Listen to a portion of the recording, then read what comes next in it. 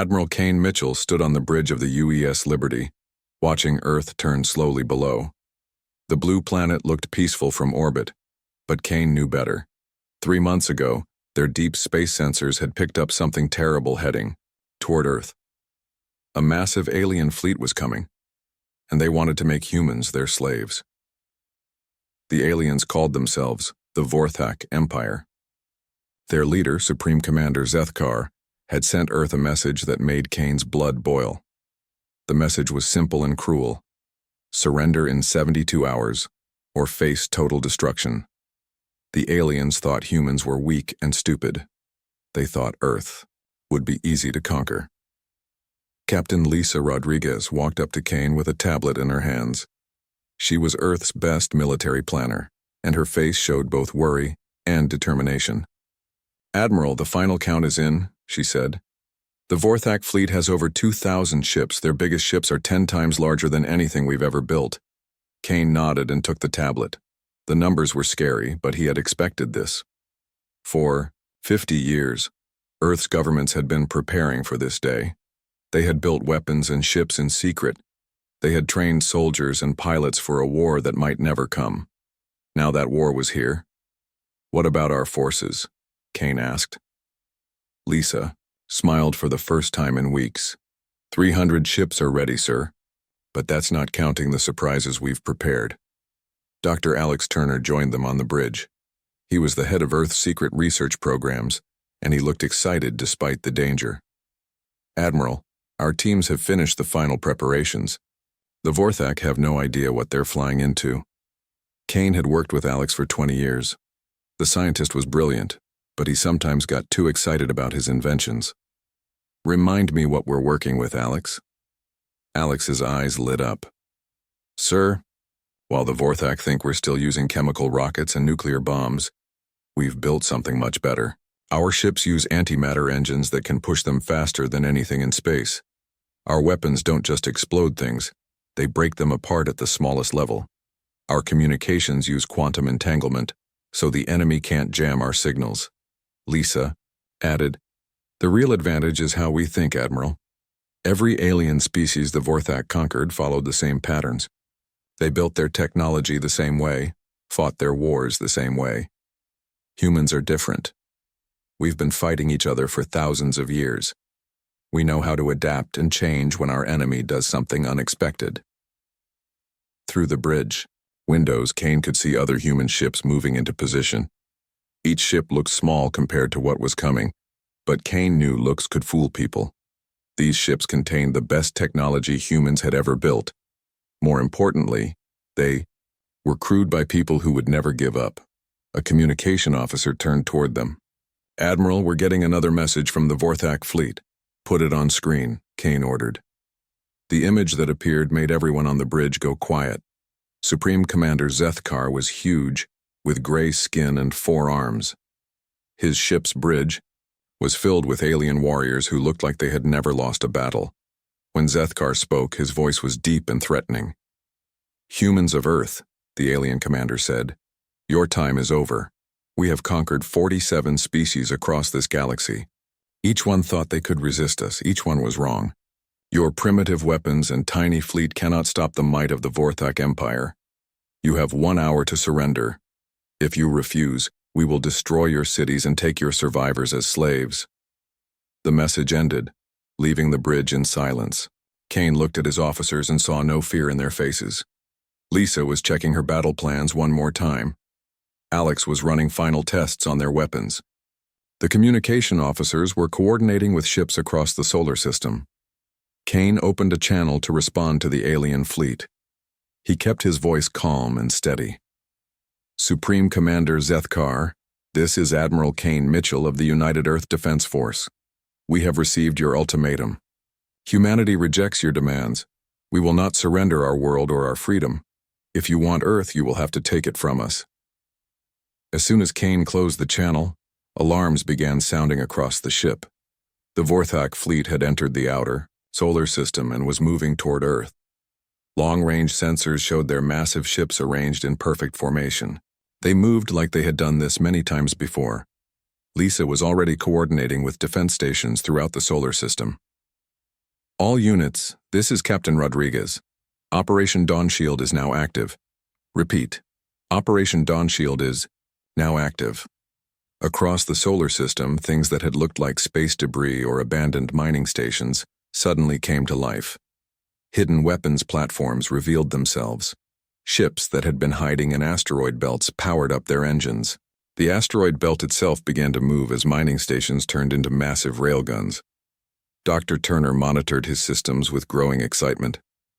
Admiral, all quantum communication networks are online. Our stealth systems are working perfectly. The enemy still thinks they're facing 300 primitive ships. Kane smiled grimly. The Vorthak were about to learn something that humans had known for centuries. Never underestimate your enemy, especially when that enemy has spent its entire history fighting wars against opponents just as smart and determined as they are. All ships, Kane announced over the fleet communication system. This is Admiral Mitchell. Today we face an enemy that believes we are weak and primitive. They think our small numbers mean easy victory. They have conquered 47 species who never learned to fight the way humans fight. Today, they meet the 48th species, and we will show them what humans do to bullies who threaten our home. The Vorthak fleet continued its approach, confident in their overwhelming numbers and superior technology. They had no idea that they were flying into the most sophisticated trap humans had ever built, crewed by warriors who had learned their skills in the hardest school in the galaxy, fighting other humans. The battle for Earth was about to begin, and Admiral Kane Mitchell was ready to show the galaxy what happened when someone tried to conquer humanity. Supreme Commander Zethkar reviewed the intelligence reports on his command ship's main display. The massive alien warrior studied the data with 4 eyes, while his staff waited silently. Battle Coordinator Hexmar, his chief tactical officer, had prepared a detailed analysis of human military capabilities. "Show me what we know about these humans," Zethkar commanded. Hexmar activated the holographic display. Images of human ships, weapons, and cities appeared in the air between them. "Supreme Commander, our scouts have observed their technology for 3 months. They still use chemical propulsion for most of their ships. Their weapons are kinetic projectiles and primitive nuclear devices. Their largest ships are smaller than our escort vessels." Zethkar nodded with satisfaction. This was exactly what he had expected. In 200 years of conquest, the Vorthak Empire had never encountered a species that deviated from predictable technological development. All intelligent races followed the same basic path. First chemical rockets, then fusion power, then energy weapons, then faster than light travel. The humans appeared to be stuck in the early stages. "What about their numbers?" Zethkar asked. "Approximately 300 combat vessels, Supreme Commander. Their largest fleet concentration is near their home planet. They have some defensive installations, but nothing that can threaten our dreadnoughts." Another officer, Intelligence Coordinator Vexdal, added his report. "Our psychological analysis indicates humans are an aggressive species, but they lack unity. Their planet is divided into many different nations that have fought each other throughout their history. This internal conflict has prevented them from developing advanced military technology." Zethkar allowed himself a rare smile. Internal conflict was always a weakness that the Vorthak could exploit. Species that fought among themselves never learned to coordinate effectively against external threats. The Empire had conquered dozens of worlds where local rivalries made defense impossible. Meanwhile, on Earth's lunar command station, General Ryan Cooper was having a very different conversation with his staff. The underground facility buzzed with activity as human officers coordinated defenses across the solar system. Captain Sophie Barnes, head of stealth reconnaissance, reported on her team's infiltration of Vorthak communications. "General, we've been monitoring their transmissions for weeks. The aliens are completely confident they'll win easily. Their battle plans assume we'll fight like every other species they've conquered." General Cooper studied the tactical displays, showing both fleets. The Vorthak formation was impressive but predictable. Their heavy ships formed the center, supported by cruisers with fighters providing screening. It was the same formation they had used to conquer 47 other worlds. "What's their biggest weakness?" Cooper asked. "Adaptability, sir," Barnes replied. Every species they've fought has used conventional tactics. Energy weapons against energy shields, big ships fighting big ships, predictable maneuvers. They've never faced an opponent that fights dirty or uses unconventional strategies. On the UES Defiance, Commander Jake Martinez briefed his elite fighter pilots. The hangar bay was filled with sleek ships that looked nothing like the primitive fighters the Vorthak expected to face. Lieutenant Amy Foster and Lieutenant Nick Johnson led the squadron commanders in final preparations. "Listen up," Martinez said to his pilots. "The enemy thinks we're flying chemical-powered rockets with kinetic weapons. They have no idea our fighters can phase between dimensions or that our weapons work at the quantum level. We're going to hit them with everything they've never seen before." Lieutenant Foster checked her ship's systems one more time. The quantum phase fighter looked ordinary from the outside, but inside it contained technology that could exist in multiple dimensional states simultaneously. "Commander, what if their shields are stronger than we expect?" "That's the beauty of it," Martinez grinned. "Their shields are designed to stop energy weapons. Our quantum disruptors don't use energy. They convince matter that it doesn't want to exist anymore." Back on the Vorthak command ship, Supreme Commander Zethkar gave his final orders to the fleet. "Battle Coordinator Hexmar, begin the standard Imperial assault formation. Heavy dreadnoughts will engage their largest ships while our cruisers destroy their orbital installations. Fighters will sweep away their defensive screens." "Yes, Supreme Commander," Hexmar responded. Estimated time to complete conquest: 4 hours. Zethkar was pleased. 4 hours was actually longer than most of their recent campaigns. The last 3 species had surrendered within 2 hours of combat beginning. Perhaps these humans would provide slightly more entertainment before they were enslaved. On Earth, Dr. Turner monitored the approaching alien fleet from the planet's primary command center. Admiral Mitchell's daughter, Lieutenant Colonel Emma Mitchell, coordinated the planetary defense systems from the same facility. "Dr. Turner," Emma said, "the Vorthak fleet just passed the orbit of Mars. They're maintaining standard formation and speed. No signs they've detected our hidden installations." Turner smiled as he watched his screens. The aliens had no idea that the entire solar system had been converted into a fortress over the past 50 years. Jupiter's moons contained manufacturing facilities that had produced thousands of ships. Saturn's rings hid automated defense networks. Even Venus's crushing atmosphere concealed weapons platforms. "Emma, activate the outer perimeter defenses. Let's give our visitors a proper welcome." Throughout the asteroid belt, mining stations that had operated peacefully for decades suddenly revealed their true nature. Massive railgun assemblies emerged from concealed positions. Ore processing facilities transformed into ammunition factories. Communication relays became targeting systems for weapons that could accelerate projectiles to significant fractions of light speed. Supreme Commander Zethkar noticed the first anomalies when his fleet was halfway between Mars and Earth. "Battle Coordinator, I'm seeing energy signatures from the asteroid region. Are those defensive positions?" Hexmar studied his sensors with growing confusion. "Supreme Commander, those installations were not in our intelligence reports. They appear to be mining equipment?" "Mining equipment does not generate weapon-grade energy signatures," Zethkar replied coldly. Before Hexmar could respond, the first wave of attacks began. Projectiles launched from the asteroid belt moved faster than anything in the Vorthak experience. These were not the slow chemical rockets their intelligence had predicted. These were relativistic weapons that crossed the distance between Mars and the Vorthak fleet in minutes. The first impacts hit Vorthak escort ships with devastating effect. Energy shields designed to deflect plasma weapons proved useless against solid projectiles moving at tremendous speed. 3 ships exploded instantly, while 2 more suffered critical damage. "Evasive maneuvers," Zethkar commanded.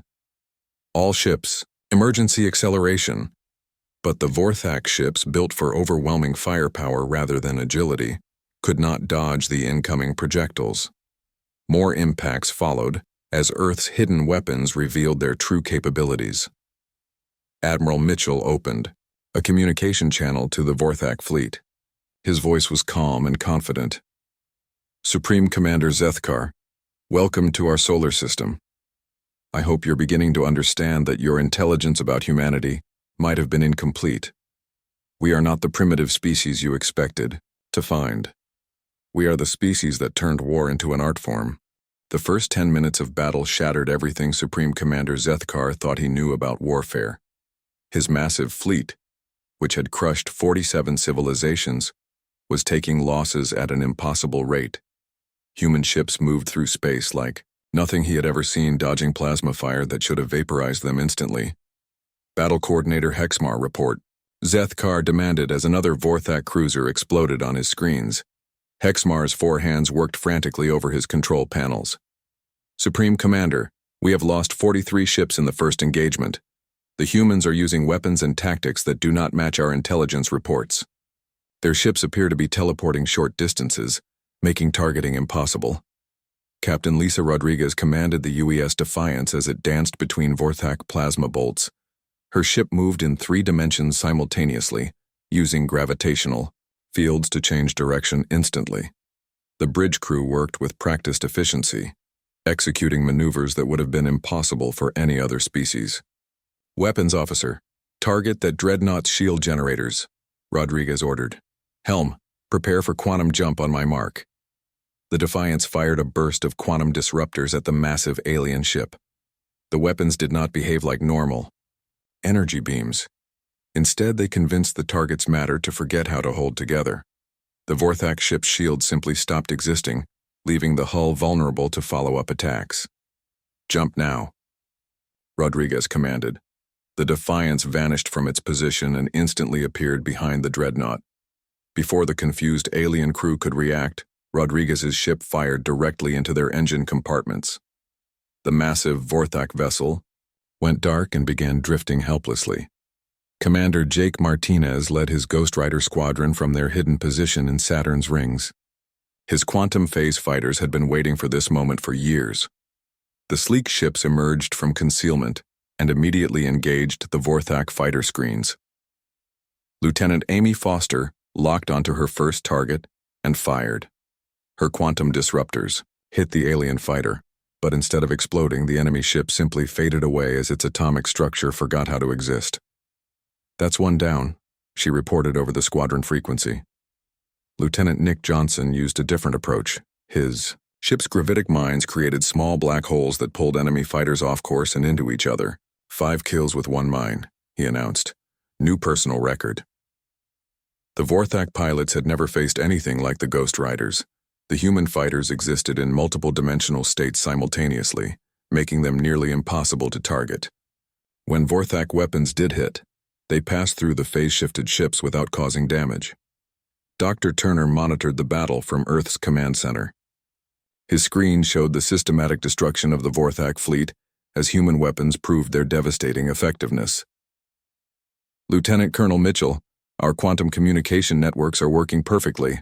All ships are coordinating in real time. Emma Mitchell watched as her planetary defense systems engaged targets throughout the solar system. Dr. Turner, the enemy is trying to adapt their shield frequencies to our weapons. Should we be concerned? Turner laughed. Emma, they're trying to stop quantum disruptors with energy shields. That's like trying to stop gravity with a flashlight. On the Vorthak command ship, Battle Coordinator Hexmar delivered increasingly desperate reports to Supreme Commander Zethkar. Sir, we have lost over 200 ships in 30 minutes. The humans are fighting with coordination we have never observed. Every time we adapt to one of their tactics, they change to something completely different. Zethkar studied the battle displays with growing horror. His fleet's standard formations were being torn apart by human ships that seemed to ignore the basic laws of physics. How are they moving like that? Our sensors show their ships teleporting instantly across vast distances. Unknown, Supreme Commander. Their technology appears to operate on principles we do not understand. Intelligence Coordinator Vexdal approached with new data. Supreme Commander, I have analyzed human communication intercepts. They refer to their tactics as 3-dimensional maneuvering and adaptive swarm coordination. These terms do not appear in any of our tactical databases. Zethkar realized with growing dread that his entire understanding of warfare might be wrong. The Vorthak Empire had conquered dozens of species using the same basic approach, overwhelming firepower delivered by massive ships in predictable formations. Every enemy had tried to match them ship for ship, weapon for weapon. The humans were doing something completely different. Admiral Mitchell opened another communication channel to the Vorthak fleet. "Supreme Commander, you seem confused by our tactics. Let me explain something about humanity. Every weapon we carry, every maneuver we execute, every strategy we employ was developed through thousands of years of warfare against opponents exactly as intelligent as we are." On his screen, Zethkar could see the calm confidence in the human admiral's face. "While you were conquering species that had never experienced true warfare, we were perfecting the art of combat against enemies who could think and adapt just as quickly as we could." The truth hit Zethkar like a physical blow. The Vorthak had grown strong by conquering peaceful civilizations that developed technology for exploration and growth. They had never faced a species that developed technology specifically for war. Humanity had spent its entire existence fighting itself, creating weapons and tactics designed to defeat opponents of equal capability. Captain Sophie Barnes led a stealth infiltration mission against the Vorthak command ship. Her team used quantum phase technology to pass through the alien vessel's hull without triggering any alarms. Once inside, they began sabotaging critical systems while gathering intelligence on Vorthak capabilities. "General Cooper, this is Barnes," she whispered into her quantum communicator. "I'm inside their flagship. Their computer systems are incredibly advanced, but they're designed for efficiency, not security. They've never had to worry about infiltration."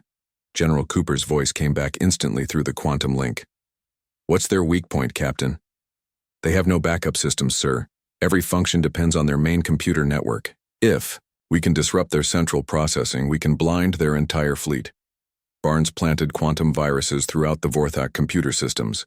These were not ordinary programs, but rather instructions that convinced the alien computers to forget how to process information correctly. Within minutes, targeting systems throughout the Vorthak fleet began providing false data to their weapon operators. Commander Martinez's fighters took advantage of the confusion. With enemy targeting compromised, the Ghost Riders attacked with devastating effectiveness. Lieutenant Foster destroyed 6 Vorthak cruisers in rapid succession, while Lieutenant Johnson used his gravitic weapons to create a chain reaction that eliminated an entire enemy formation. Supreme Commander Zethkar watched his fleet dissolve around him as human tactics proved unstoppable. Ships that had conquered stellar empires were being destroyed by opponents 1/10 their size. The Vorthak's advanced plasma weapons could not hit targets that existed in multiple dimensions simultaneously. Their energy shields provided no protection against weapons that worked at the quantum level. Battle Coordinator Hexmar, order all ships to withdraw to maximum range, Zethkar commanded. "We need time to analyze their tactics and develop countermeasures." But even withdrawal proved impossible. Human ships moved faster than anything the Vorthak had ever encountered, surrounding and destroying fleeing vessels before they could escape. The systematic destruction of the Imperial Armada continued with ruthless efficiency. Supreme Commander Zethkar attempted to regroup his shattered fleet, but human forces gave him no chance to recover.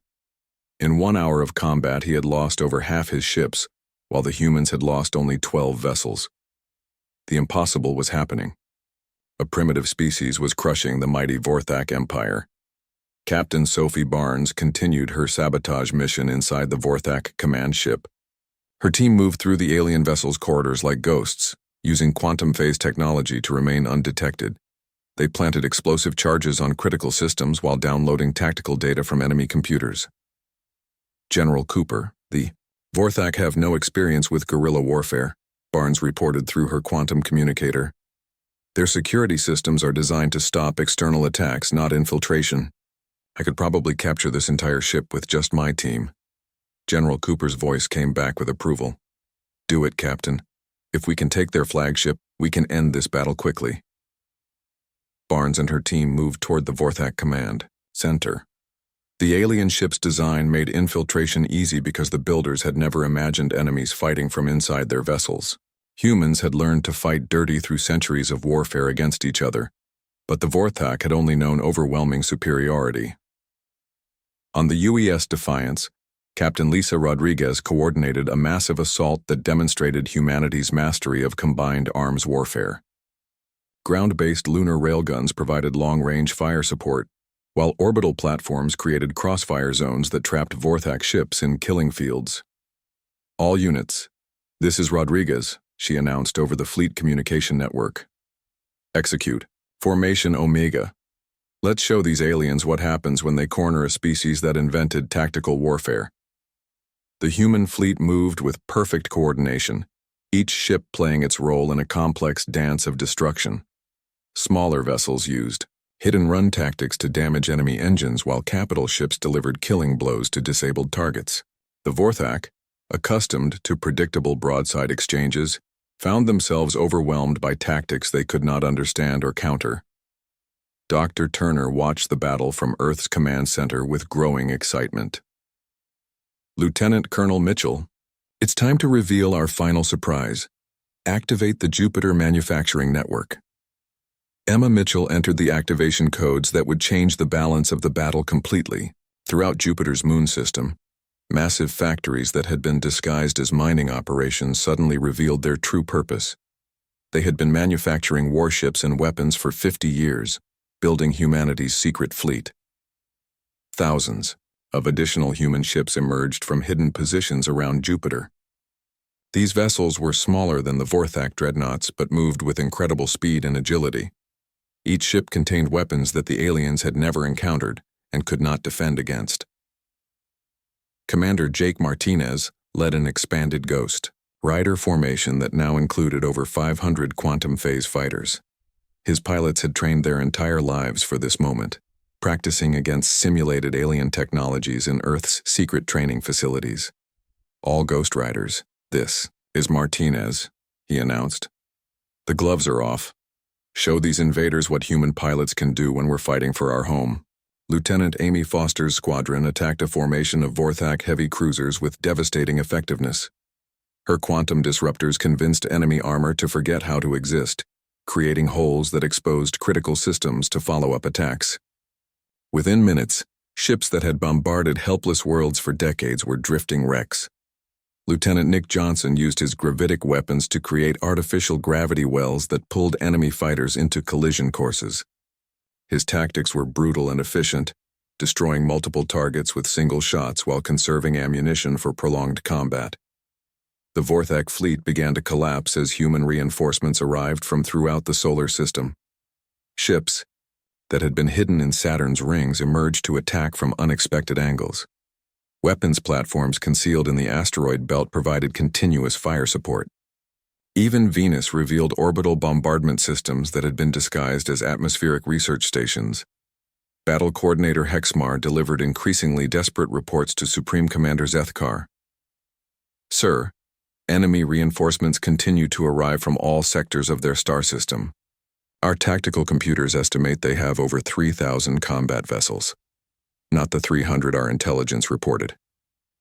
Zethkar stared at the holographic display in disbelief. The human forces seemed to multiply every time his scanners updated. How did our reconnaissance miss so many ships? Unknown, Supreme Commander. Their stealth technology appears to be far more advanced than our intelligence indicated. Many of their vessels were completely undetectable until they began attacking. Intelligence Coordinator Vexdal approached with new analysis that filled Zethkar with dread. Supreme Commander, I have completed psychological evaluation of human tactical patterns. This species does not fight for territory or resources. They fight for the concept of fighting itself. War appears to be their primary cultural development. The implications hit Zethkar immediately. The Vorthak had conquered species that viewed warfare as a necessary evil, something to be ended as quickly as possible. Humans seemed to view warfare as an art form to be perfected. Every tactic they employed showed centuries of refinement against equally capable opponents. Lieutenant Colonel Emma Mitchell activated Earth's final defensive system, a planetary shield, generated by fusion reactors hidden beneath the ocean floors. When desperate Vorthak ships attempted bombing runs on Earth's surface, their most powerful plasma weapons simply dissipated harmlessly against barriers that humanity had learned to build through decades of preparation. Dr. Turner, the planetary Shield is at full strength, Emma reported. Even their dreadnoughts can't penetrate our defenses. Turner smiled as he watched Vorthak weapons fail against human defensive technology. Emma, they're trying to break shields designed by a species that spent centuries developing ways to protect cities from nuclear weapons. Their plasma cannons are impressive, but they're not hydrogen bombs. Captain Barnes reached the Vorthak command center and began the final phase of her infiltration mission. The alien officers were so focused on the battle outside that they never noticed the quantum-phased humans moving among them. Barnes placed her final charges on the ship's central computer system. General Cooper, I'm ready to take control of their flagship, she reported. When I activate these charges, their entire command structure will collapse. Do it, Captain, end this. Barnes triggered her quantum explosives. The Vorthak command systems didn't explode. They simply forgot how to function. Throughout the flagship, lights went dark, computers crashed, and communication networks failed. The ship that had coordinated the conquest of 47 worlds suddenly became a helpless hulk, drifting through space. Supreme Commander Zethkar found himself trapped in his own command center as human saboteurs materialized around him. Captain Barnes stepped out of quantum phase with her weapon trained on the alien commander. Supreme Commander, Barnes said calmly, I am Captain Sophie Barnes of the United Earth Defense Force. You and your ship are now prisoners of war. Zethkar looked around, his darkened command center in shock. His massive warship, the terror of countless worlds, had been captured by a handful of human infiltrators using tactics he had never imagined possible. Outside, the battle had become a rout as remaining Vorthak ships found themselves surrounded by human forces that seemed to appear from nowhere. Admiral Mitchell opened a final communication channel to the surviving alien vessels. Attention, Vorthak fleet, Mitchell announced. Your flagship has surrendered and your supreme commander is in our custody. You have two choices: surrender immediately and be treated according to the laws of war, or continue fighting and face complete destruction. Choose wisely. Admiral Kane Mitchell stood before Supreme Commander Zethkar in the captured Vorthak flagship's command center. The massive alien warrior, who had terrorized dozens of worlds, now sat in restraints while human guards watched him carefully. Captain E. Sophie Barnes had done her job perfectly, delivering the enemy leader alive and unharmed. You demanded an explanation, Admiral Mitchell said calmly. You wanted to know how a primitive species could destroy your mighty empire. I'll tell you the truth, Commander. You made the same mistake that every human enemy has made throughout our history. Zethkar looked up at the human admiral with 4 eyes filled with confusion and defeat. What mistake? You assumed that because we appeared chaotic and violent. We were weak, Mitchell replied. You saw our wars against each other and thought we were primitive. You never realized that fighting ourselves made us stronger, not weaker. Dr. Alex Turner entered the command center carrying a portable holographic projector. He activated the device showing images of human history, ancient battles, medieval sieges, modern warfare, and space conflicts. Supreme Commander, every weapon we used against you was developed during conflicts with other humans. Our quantum disruptors were invented to break through human energy shields. Our phase shift technology was created to avoid human targeting systems. Captain Lisa Rodriguez joined them, her uniform showing scorch marks from the recent battle. While your empire conquered peaceful species that had never known true warfare, humanity spent 5,000 years fighting opponents exactly as intelligent and determined as we are. Every generation had to develop new ways to defeat enemies, who were just as creative and ruthless. Zethkar studied the holographic images with growing understanding. He saw human armies adapting to new weapons, human scientists creating defenses against their own inventions, human tacticians developing strategies to counter their own strategies. Your entire civilization is based on warfare, not based on warfare, Admiral Mitchell corrected. Refined by warfare, we learned that survival meant being better than our enemies, and our enemies were ourselves. Every human weapon had to work against human defenses. Every human tactic had to succeed against human countermeasures. General Ryan Cooper arrived with the final casualty reports. Admiral, we've completed the count. The Vorthak fleet lost 1,847 ships out of their original 2,000. We lost 23 vessels with minimal crew casualties thanks to our escape pod systems. The numbers were staggering. In 4 hours of combat, humanity had destroyed over 90% of a fleet that had conquered nearly 50 worlds. The Vorthak Empire's reputation for invincibility had been shattered by a species they had considered primitive. Commander Jake Martinez entered with Lieutenant Amy Foster and Lieutenant Nick Johnson. His pilots had performed magnificently, destroying hundreds of enemy fighters while losing only a handful of their own ships. Admiral, the surviving Vorthak vessels have all surrendered. We're escorting them to detention facilities on Luna. Lieutenant Foster stepped forward. Sir, their pilots fought bravely, but they had no experience with adaptive tactics. Every time we changed our approach, it took them several minutes to respond. In fighter combat, several minutes might as well be several hours. Lieutenant Nick Johnson added, they were trained to follow specific battle doctrines against predictable enemies. When we started using quantum phase attacks and gravitic weapons simultaneously, their training became useless. Dr. Turner addressed Supreme Commander Zethkar directly. Commander, your technology is impressive, but it was developed to maintain superiority over weaker opponents. Human technology was developed to gain superiority over equal opponents. That's why our weapons work so well against your defenses. Zethkar finally understood the magnitude of his error. You built your entire military to fight yourselves. Exactly, Admiral Mitchell confirmed. For thousands of years, the most dangerous enemy any human faced was another human. We learned to build weapons that could penetrate human shields, develop tactics that could counter human strategies, and create defenses that could stop human attacks. Captain Barnes approached with intelligence reports gathered during her infiltration mission. Admiral, we've analyzed their tactical databases. The Vorthak have used essentially the same battle formation for over 200 years. Every species they conquered tried to match their formation with similar ships and weapons. No one ever thought to fight asymmetrically. General Cooper explained. Humanity's strategic advantage. Commander Zethkar, your empire conquered species that developed technology for exploration and peace. They built ships to travel between stars and weapons to defend against natural hazards. When you attacked them, they tried to build better versions of what you already had. Humans are different, Admiral Mitchell continued. We built our technology, specifically to kill other humans who were trying to kill us. Our ships weren't designed for exploration. They were designed as weapons platforms. Our engines weren't built for efficiency. They were built for combat maneuverability.